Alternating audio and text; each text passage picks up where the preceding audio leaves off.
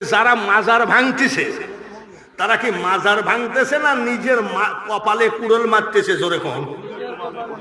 পাগলামি করো না রে বাংলার ছেলেরা, পাগলামি করো না, সব জায়গায় আঘাত দিও।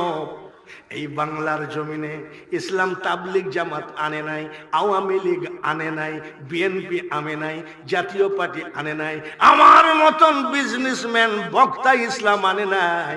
ইসলাম এনেছে যে দেশেতে ঘুমাই কত আউলিয়া দরবেশ, মারহাবা বলেন, সে যে আমার জন্মভূমি সোনার বাংলাদেশ। সিলেটেতে আসলেন রে ভাই শাহজালাল আউলিয়া, ইসলাম প্রচার করতে